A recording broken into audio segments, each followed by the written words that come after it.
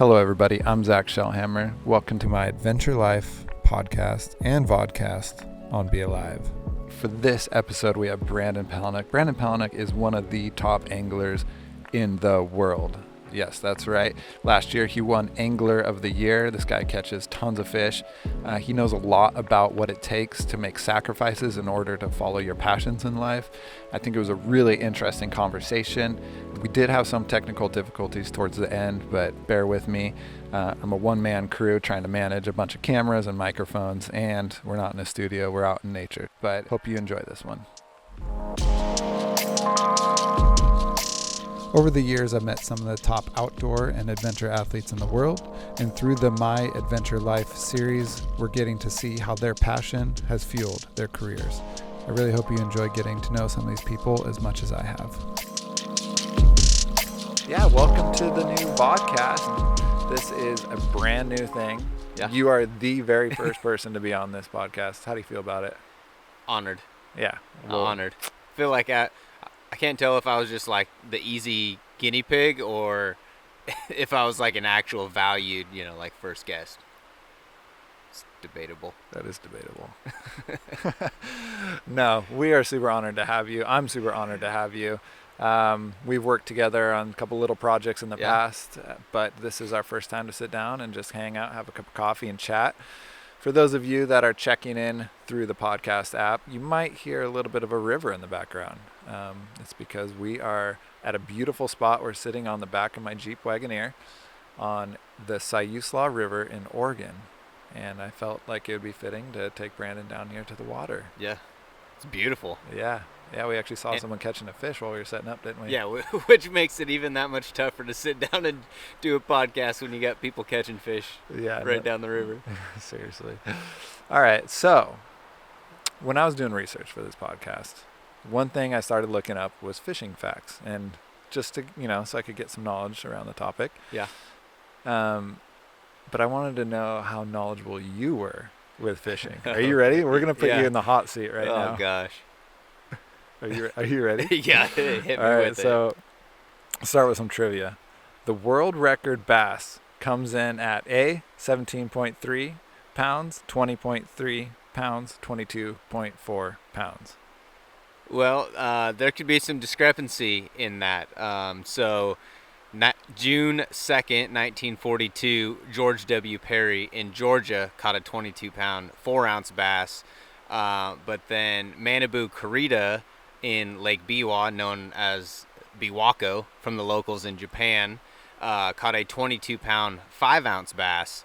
But technically, due to IGFA rules, it has to be 2 ounces bigger to be certified as a new world record. So they're tied at 22 pounds, 4 ounces, or 22 pounds, 5 ounces, however you want to look at it. But there's also has been recorded a fish that is pretty famous in California named Dottie. And some guys, Mac Weekly, actually caught one on Lake Dixon in California that was 25 something. I can't remember exactly what the ounces were. It was like 25 pounds, 3 ounces. Dottie is actually in the record books, I believe, 2 or 3 times in California at different weights. And then she later passed after a couple years after those guys caught her. They found her floating in Lake Dixon. But wow, that technically would be the world record. It was an unfortunate thing that they ended up snagging her when they thought they had her inside the mouth. It was outside, and so they ended up not claiming it. But unbelievable. How was that for an answer? It sounds like you know your trivia. Oh, wait, it was supposed to be multiple choice. C. C, 22.4. And you are correct.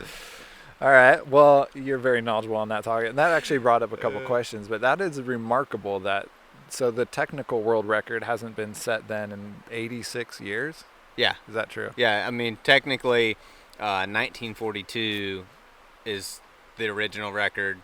And then Manabu Kurita broke it, I believe, like 2010, 2011. Yeah, wow. Or tied it. Didn't technically break it. Wow, that is amazing. Okay, so I got a true or false for you now. Okay. And now I feel like these questions are way too easy because you just home run that one. All right, so true or false? Do female bass build and guard their nests and then keep watch of the hens until they've hatched? I'm going to call overall majority. I'm going to go false on that one. And why is that? So technically, the males will, majority of the time, they'll guard the nest. So the males and the females will actually kind of both make the nest. Sometimes it's a combined effort. And then the female bass will lay the eggs, and then the male will fertilize those eggs. And then the female, typically after she dumps her eggs, may stay around a day or two, but then they leave. So the females, they're not there very long. They come up, they take care of business to, kind of rebuild the fishery, and then they go on. And the male is actually there to stay, and they will guard the nest until the eggs hatch. Once the eggs hatch, you have a little tiny fry, and they'll actually stay with them, for several months sometimes. Very cool. So bass fishing, and you sound like you're very knowledgeable on this topic, but bass fishing isn't something you can go to school and get educated, learn about like these types of things. There's not like high school or college curriculum for that kind of thing. Right. It's mostly either self-taught or through organizational magazines like Bassmaster or FLW magazines, Major League Fishing, those types of things. Right. And how did all this start for you? Because I was listening to your Angler of the Year speech. Congratulations, by the way. That's amazing. It's quite the accolade to have in the back pocket. But I was listening to your speech from that, and you mentioned that you grew up basically not really immersed in the fishing culture, but also like you had an outhouse or a bathroom and kind of a lot different lifestyle than you may be living now. Do you want to tell me a little bit about that? Like, how did you get into bass? So I was really fortunate, born and raised in Idaho, in the northern part of Idaho, around Coeur d'Alene and kind of the surrounding areas, and grew up with a family that loved to be outside. And I think that was just partially because of where we grew up and then who my family was and their background. And, for the most part, was raised by a single mother. She had a long-term boyfriend that helped out for a while, but it was actually a family friend. One of my mom's best friends married a guy that fished local bass tournaments. And at that time, I didn't know anything about bass fishing. I loved fishing, but I didn't know that you could actually go target a specific species. And so once I learned that, I got set up, went out on a boat with him, and pretty much from that day forward at 8 years old, I decided that I wanted to fish tournaments for a living, and I was going to put, all my eggs in that basket, and all my decisions were pretty much based on that one direction of my life. If something interfered with my path toward fishing, I usually disregarded that and kept moving, and was always kind of drawn towards the things that I felt like would help me go in that direction I wanted to be at. Yeah, so it sounds like you knew from a very early on age that bass fishing was going to be your thing. That's a really difficult thing to explain to your teachers, when all the other kids are saying they want to be police officers or doctors or lawyers, and you say, I want to be a professional bass fisherman, you get some funny looks in Idaho. Fishing in general is usually a very family-oriented sport, and it's kind of something that you're taught at an early age, typically for most Americans, and they kind of just keep it as a hobby for most of their life. But you realized from early on that you could turn it into a career? Yeah, I don't think that I really knew everything that encompassed, but once I found out that there were tournaments, I was very competitive, so I loved that aspect of it, and then the fact that there were actually people making a living at it, it was like I didn't even have a choice. That was what I was going to do. Wow, that's amazing. And so when did you actually become good at fishing? Because there's a big difference between like people that like to fish and people that can turn that into a career. Like, that's a big step. Like, how did that happen? Yeah, I think it's an ongoing process. I'm still learning, still adapting and evolving, and I don't think that's ever going to end, which is part of what draws me to it, part of what I love so much about the sport. But I would say really kind of around like 19, 20, after I graduated high school, and I just started putting more and more effort into it. I had more time. In high school, I'd drag my boat to school and I'd go fish for a couple hours after school and then go home and do my homework. And, once I got into college, I was able to have more time and spend more time on the water. And the more time I spent on the water, the better I got and the more I learned. And, was able to start to formulate my own ideas of the way that fish move through different bodies of water. And it's continually gotten better and better. I feel like like I said, still learning. Yeah, this is super interesting. So like, for me, I'm trying to wrap my head around like, what is the process for going from hobby sport to professional? Like, what are the three main steps that you would say you need to overcome in order to become a professional fisherman? Is it just being good at fishing? I think the number one thing is sacrifice. It is so time consuming, and it's not easy, right? There's hundreds of thousands of millions of people that fish, Right. but there's a very few amount of guys that actually make a living doing it. And so I think that sacrifice aspect of it is tough. And, Yeah. I don't know that there's not like a physical feature that makes you better. I'd say a lot of it's mental. You got to be mentally tough. Whether it's sponsorships and business, you're going to hear a lot more no's than yeses, or, just things change. It's a lot different. When I was growing up wrestling, I knew that if I outworked everybody else, I could win 75% of my matches just because I was in better shape and outworked everyone. That's not the case in fishing. Right? We're essentially competing against other anglers, but we're not. We're more or less competing against the fish. And that kind of sounds cliche and funny, but we don't have control over what they do, and it's really hard for us to understand what they do. So just having a general, like, basic understanding of fish habits and movements and seasonal movements and just how they react to Mother Nature. Because they don't live their lives based off of time clock, and as humans we tend to do that. Our lives are driven by we have to be here at this time and certain things. They don't really have that. Sun comes up and it goes down, and they live day to day, and they adjust to whatever those conditions are. Sunny, cloudy, windy, all those things have effect on them. Yeah. Wow. So do you regret some of the sacrifices that you made? I would say there's always like a level of regret, just because you miss out on a lot of things. Like, I missed my own brother's wedding because I had a tournament.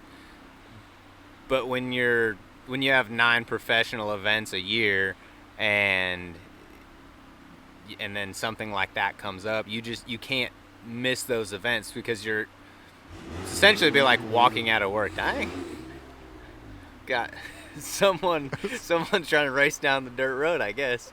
So you can't worry about those things. You have to know going into that it's just part of the lifestyle, and you're gonna miss some of those things. One thing that has set you apart from a lot of the other fishermen, I'd say, is your content. You made really cool fishing videos. It's something you're known for. Yeah. In fact, one of my buddies, who's a local bass fisherman, I was asking him who's your favorite fisherman? And of course he said your name, and I was like, that's awesome. I was like, what do you like about him? He's like, that guy makes the best videos. It's so cool to watch him fish. And so I think that's something that's really set you apart, but that's also kind of becoming the normal for professional athletes these days, is like, you got to be good at content, and you got to be good. And of course there's going to be those exceptions that are just so incredibly talented that they might not need to be as good at social media, but that's always got to be part of it, I think. And from my perspective, you're kind of one of the first guys pioneering that in the bass space specifically. Yeah. But do you often find that could be hard to balance making videos and catching fish? Like, is it often where making the video kind of motivates you to get out for the day, or making the video prevents you from catching fish? There's two sides to that. I document all of our tournaments, right? And documenting is very different from creating. Right. To go out and just document something is not difficult at all, because it's happening naturally. And so for me to go out and just document the tournaments, what I've figured out the last couple years doing that is that it actually ends up helping me a lot. Either I can go back and I can look at footage, I can see what I did wrong or what I did right, and I have that as a tool. But then I also find myself talking to the camera and talking to people, and I'll actually catch myself like talking my way through what I need to do. Yeah. And so that just happens naturally, where if I didn't have a camera, if I wasn't documenting that, it would just be in my head. But sometimes like saying it out loud and thinking it triggers like a different process in your thought process. And I think it's actually helped the last couple years doing that. And, you know, to go out and actually like create a video can be difficult sometimes. One, it's time consuming because you have to shoot it. And then once you shoot it, you also have to edit it.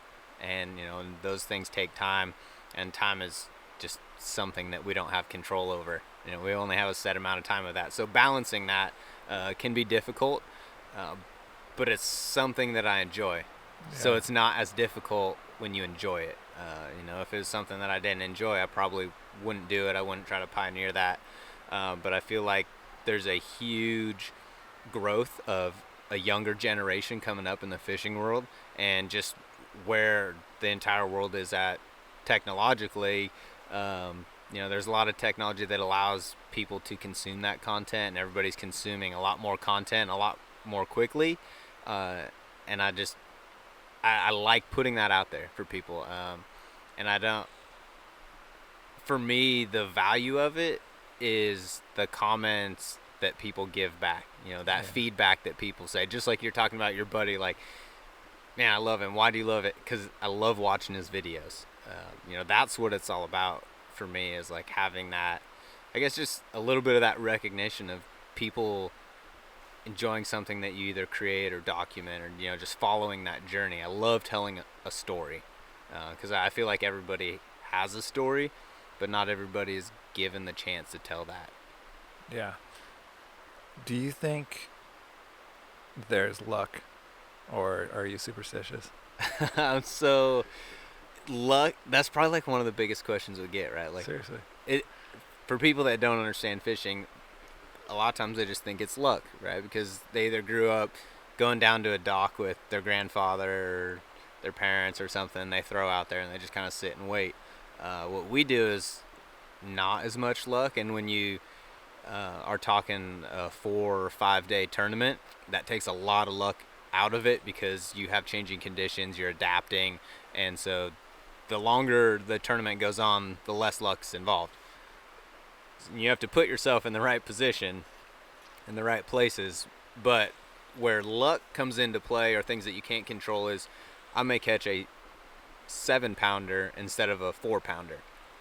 I can't control which one bites. Yeah. And that's kind of a part that, you know, a guy can get lucky and catch one big one, but he also had to put himself in that position or in that area at the right time to make that happen. Okay. The reason I was asking is because I suck at fishing, and I can't tell if it's just bad luck or if I actually need to get better at this stinking sport.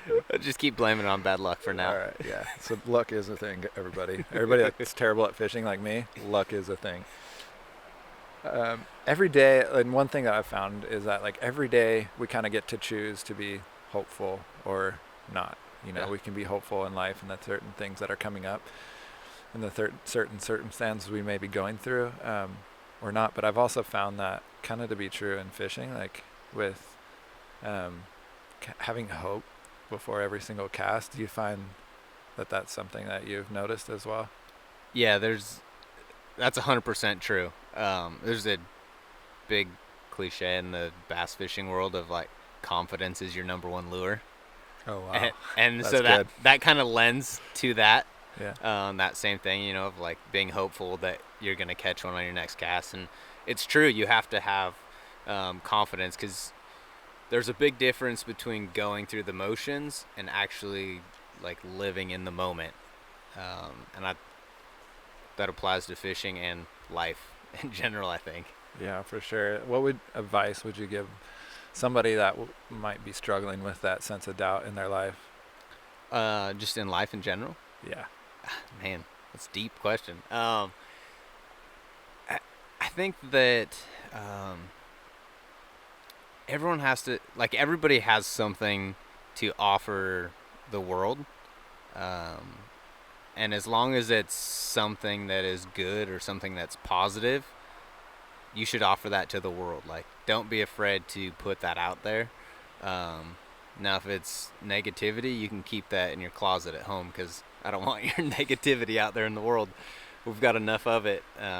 But I think a lot of that negativity comes from people's insecurities or just their like inability to show what they do have to offer. And so I'm a big believer in like how you look at life is how your life is going to be portrayed. And I think that's kind of true in this case, where there's a lot of people that get down on their life when really their life's probably not that bad. You know, sometimes you have to take a step back and put it into perspective, and realize that it's not so bad. You know, if you're looking at all your friends on social media and you think their lives are like perfect and great, understand that they have all the same issues, you know, and that's the thing. That's one thing that I think is tough with like social media, is everybody wants to make it look great and beautiful, but you also have to tell the truth at the same time. I think you bring up a good point with kind of taking a step back from your situation, what you may be going through, and looking at it from a bigger picture and finding something that you can be grateful for, like every single day. Yeah. Like you literally could have not woken up that day without that choice. Like some people just don't wake up when they fall asleep, and they want to be alive the next day. So if you're waking up and your eyes open and you're alive, you should probably be thankful for that. You know what I mean? Because there's some people that just don't have that choice. Just go take a walk down a hospital, or like a children's hospital. Like if you go walk into a children's hospital, none of those kids want to die, you know, or none of them want to be in the hospital with cancer and different things. But you'll notice a lot of them are still smiling, you know, and like that's such an easy way to put life into perspective of like, sometimes you got to look at it through the eyes of like a 9-year-old or a 10-year-old kid, you know? Yeah, absolutely. I think that's a good perspective to have on life in general, is like always kind of be like a child in the way that you're learning and taking in and everything. I've heard that you like motivational speeches.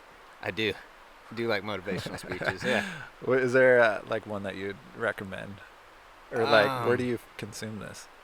I consume a lot of it across YouTube, I would say, you know, and I'm really drawn to anything that makes me feel an emotion, you know, and that can be happy, that can be sad, that can be really anything that is like an emotion, you know, and I love consuming that type of content, you know, where you're seeing people like striving to do something and then achieving that, or they don't achieve it but they're still trying to do it, you know, and following along with that kind of stuff, and just listening to people, you know, share their experiences and being inspired by that. Because, like I said earlier, you know, pretty much everybody has a lot of the same types of things going on in their lives, and it, you know, it may be at a different level or in a different context, but a lot of the same things are happening.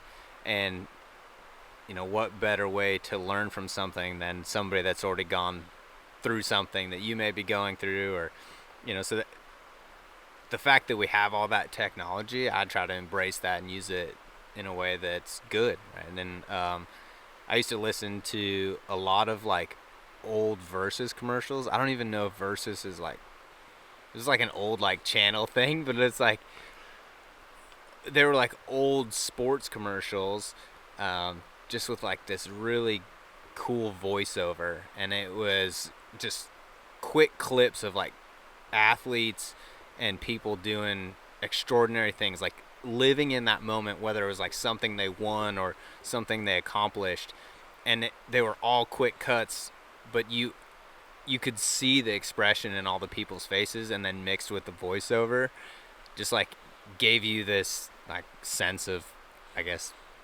or this will to like go out there and succeed. And that's the kind of stuff I like. Yeah. Well, I think fishing is like, it's kind of like a miniature life story every single time you go out. Yeah. Like there's misses, there's hope, and then there's failure, and then there's surprises and joy and happiness if you catch something.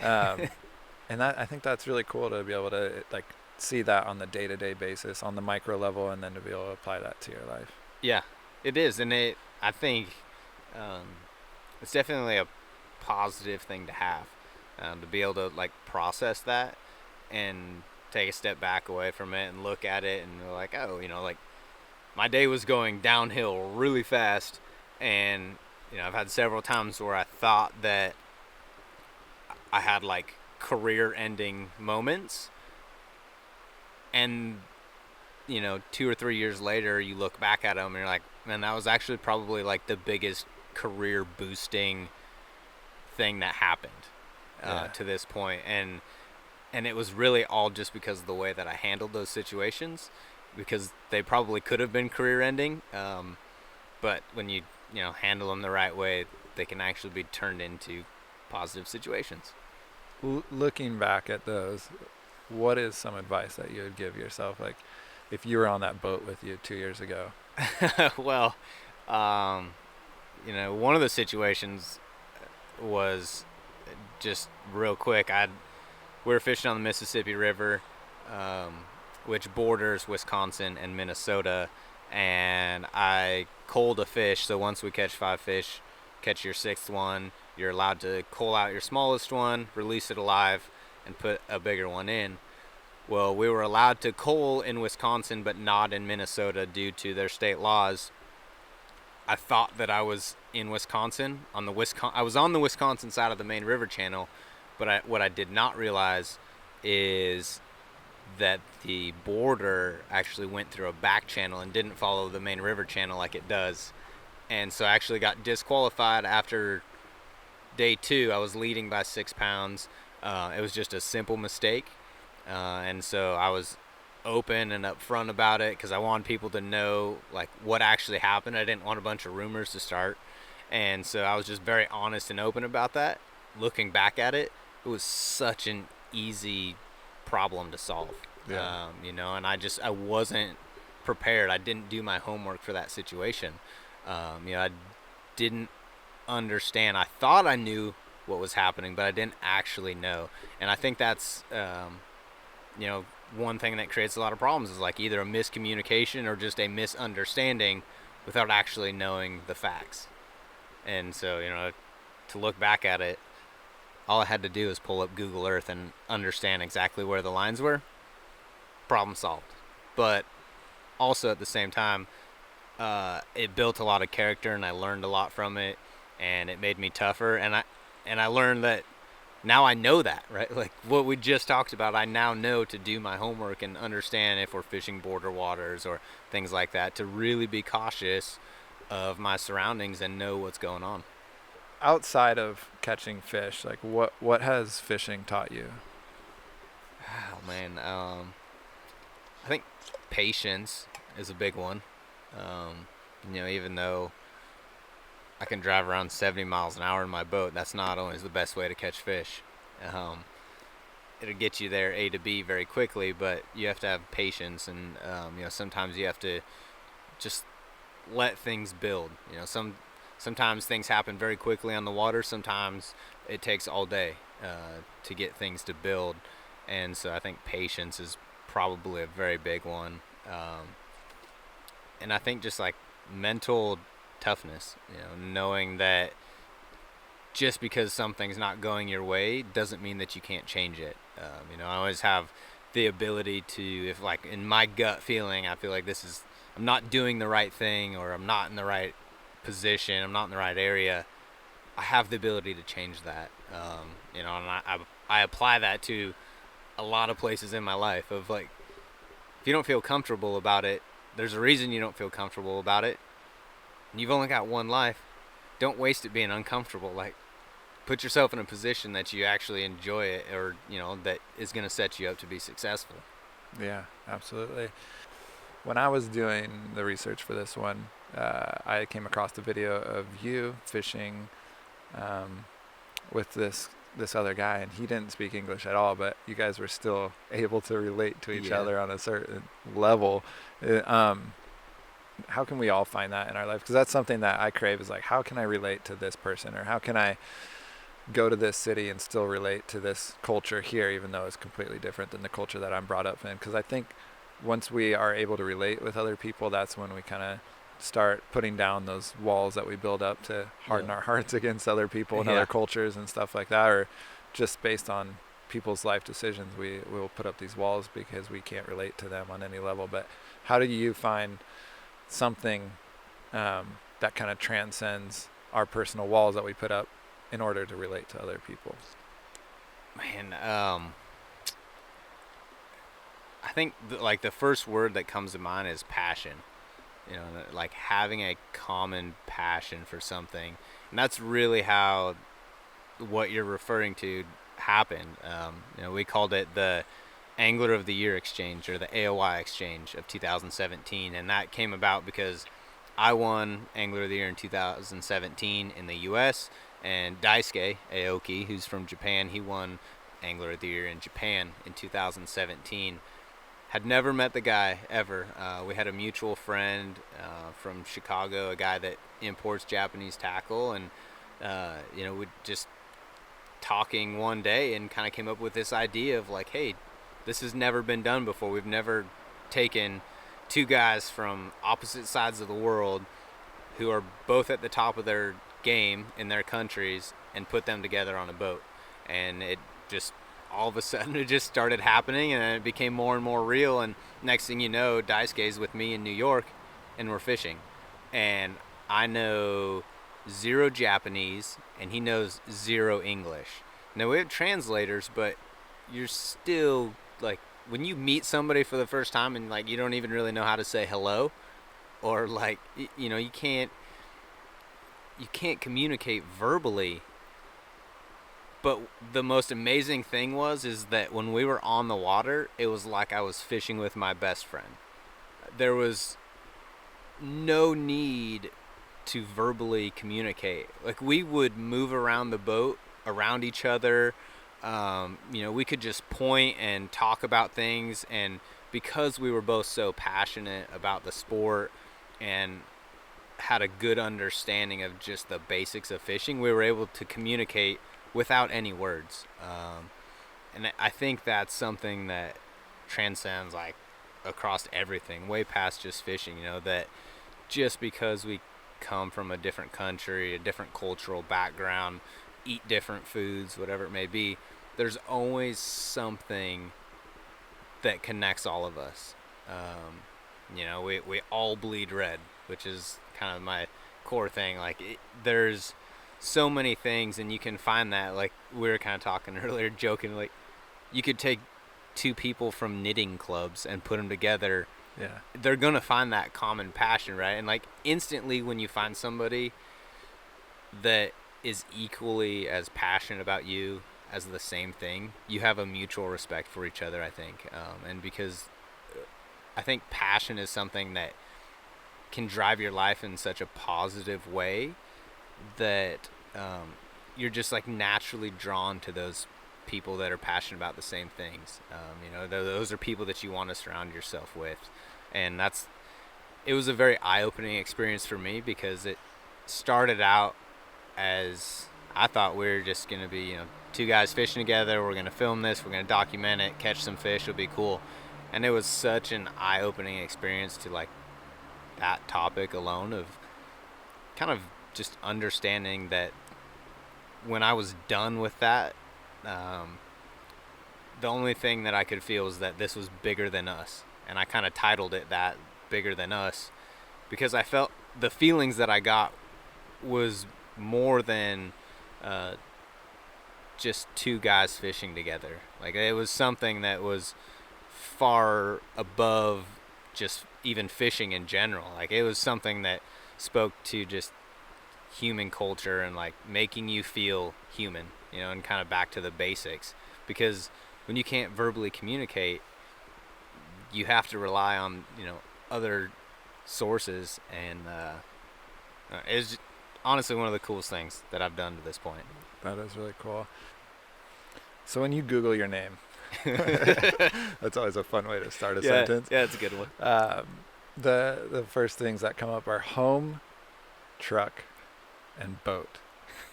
Do you think, like, does that embody you as a person or your identity? The home one kind of throws me off. That one's kind of funny. I would say so. You know, I think probably the reason for those three things is, one, I drive a big, somewhat fancy boat and truck. And that, I wouldn't say that that's my identity. Like, I don't want to be identified as just that. I want to be hopefully more than just that. What do you aspire to be? Like, your character? Like, what is your, what would you want that to be? I want to be the dude that builds the best content out there around fishing. But like, on a more serious note of that, I don't have to win like all the highest awards and everything.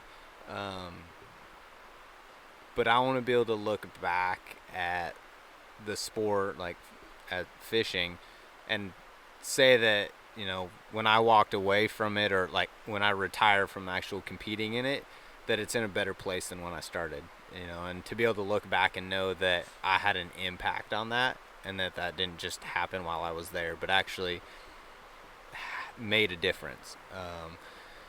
And the older I get, the more that like spreads outside of fishing, and where I feel like I have this sense of wanting to make a difference, you know, whether it's in like one person's life or like the entire world. Yeah.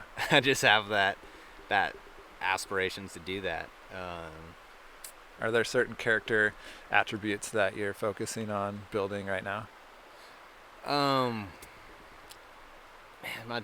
my biggest one right now is probably work-life balance. It's like a blessing and a curse of having a crazy amount of drive for like work ethic and just wanting to work, partially because I love what I do. Yeah. And so I've always wanted to build a life that I felt like I did not need to vacation from. Yeah. And that my whole life felt like I was just living in a vacation, you know, and I feel like I've somewhat done that, but not everybody's that way. And so like learning how to balance those things, not necessarily for myself, but for all of the other people that I'm surrounded by, you know, and being able to sometimes take a step back and reflect, because it's very easy to get caught up in like constantly pushing forward, but sometimes when you do that, you're just pushing yourself up against a wall, and you need to take a step back and figure out how you break that wall down. And, you know, learning how to do that is kind of where I'm at right now. You know, it's like making decisions based on like, I guess, where you want to be, versus where like people think you should be, you know, and really focusing on doing what I feel like is the right thing. Yeah. So when you're driving your truck across the country, because you drive like all the way to, you'd bring your truck and your boat everywhere, don't you? Yeah, like 40,000 miles a year. Wow. Okay. So obviously you get a lot of time in the car. What do you tune into? What do you listen to, like, to keep you going? Oh, man. So I listen to like mixtures of things. I'll listen, sometimes it's like Gary Vee stuff or Tom Bilyeu, and you know, some entrepreneur type guys. Yeah. Like Rob Dyrdek is one of my favorite guys to listen to, just because he has like such a drive and a work ethic, but like a really fun personality, and he's able to combine those two things. And then sometimes I just listen to music. Like, I'm guilty of being a terrible car singer, and that can be country, that can be rap, that can be rock.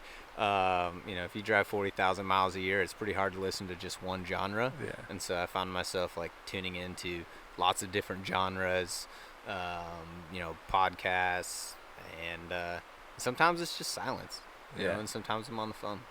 What about, you've driven all over the country, obviously. Is there a section of country that you were surprised by?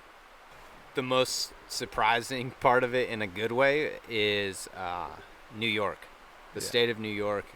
If you haven't been there, everybody thinks New York City and like tons of people and buildings, and that's like 2% of New York. The other 98% of New York is like these massive farm fields and mountains, like the Catskill and Schuylkill Mountains, like that area. The upstate New York is absolutely amazing, and it's very open, and like they don't call them towns or cities. They still call them like villages and townships up there. Like it's, small colonies. groups of people. Yeah, it's a really cool like old heritage, and it's just a beautiful part of the country. Very surprising to me. Right on. What about when you're gearing up, you got a competition the next day, and you're starting to go to bed, but you can't fall asleep because something's on your mind. What keeps you up at night before competitions? Oh man, I have trouble sleeping more when I have a really good practice versus when I have a terrible practice, and I think it's just the thought of like the anticipation, right? You have this feeling where you think you may be on the winning fish, and then all that doubt starts to come into your mind. Man, what if they leave? What if this happens and they move? Or what if I break the first one off and screw the whole school up? And, that's like when I have trouble sleeping. I've kind of got to the point now where I'm like so busy and I put so much focus into it that by the time I'm ready to go to bed, it's 11:30 at night and I got to be back up at 4:30. I'm tired enough that I'm just out. I've gotten pretty good at sleeping wherever now. You don't have nightmares about your like boat breaking down and then using a paddle to get you to the cove and then making a cast and your rod breaking off? No, I'm the only one. Yeah, I really try not to like think about all the bad things that can happen. I really try to like play my day out in a positive manner. And I will sit there and lay down and like think about like my first cast and what it's going to be with, where it's going to be, and like I always play it out with a positive ending. Doesn't always work out that way, but at least in my mind I can start it off that way. Have you ever started formulating your fishing story before it even happens? 100%. All the time. Like every time I'm rolling up to a big laydown, every time I'm thinking, like, all right, I'm going to take this crankbait, I'm going to throw it down the right side of that log. It's going to bump into 2 stumps.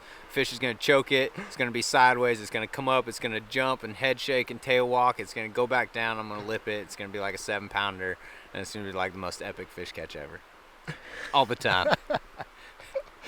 I see that. I do this too. But the difference between you and me is I've never caught the fish that I'm targeting. So like I'm so bad about that exact subject that even like today flying in the airplane coming down here, I look and I'm like, man, what if that valley was underwater? Like what if that mountain was underwater? Like where would the fish be sitting? Like how would I target that? Like everything I drive by, I'm like, oh, look at that bridge. Like that'd be a good place for a big bass to hang out. Oh my gosh, that's epic. What's your favorite feature to look for? Favorite feature? Yeah, like when you're fishing, do you guys call it features? Like structure, cover usually. Cover. Yeah. I like ambush points.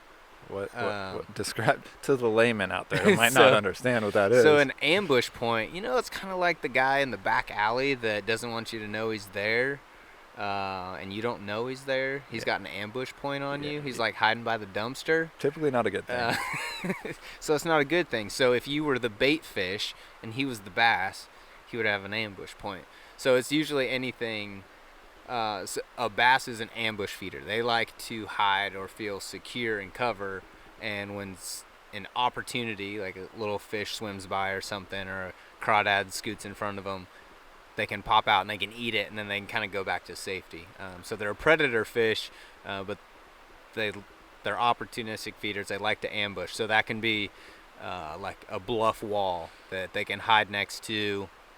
That can be like a lay down log or a dock or a weed line, or just something that they can hide around so that what they're trying to eat doesn't see it coming. Yeah. So that's your favorite little nook. You find those little spots, huh? Yeah. I always try to find little ambush points, and the more ambush points you can get together, the better. You know, nice weed line with a tree in there. Maybe there's a dock over the log, close to deep water access. That's like your dream Recipe spot. for disaster. I love it, man. All right, well, let's wrap this one up with a simple, easy question. Who are you listening to right now when you're fishing? Who am I listening to right now? Oh, man. I've kind of been on like a Cody Jinks kick lately. It's like kind of red dirt country, outlaw country kind of stuff. Kind of been mixed on him. And then, man, who else would I be listening to right now? I've been listening to a lot of Zayd Wolf this year. Not a lot of people have heard of him. Yeah, I'll have to check that out. But he's kind of like a little bit of rock kind of in there. But he's a cool dude. Right on. Sweet, man. Well, you know what? The sun is going down, and there's this river right here. You want to see if we can get into some fish? Yeah, I already bought my license, so this is happening. Right on, man. All right, well, thanks for your time. Cool. Thanks, man. Dude, I was like shivering. I should have worn my jacket. Dude. I was like trying not to let the mic. Thank you so much for joining me today. If you want to learn more about this series, make sure to subscribe to BeAlive on their YouTube or podcast app. You can also find them on other social channels. I'm Zak Shelhamer, and until the next one, stay stoked.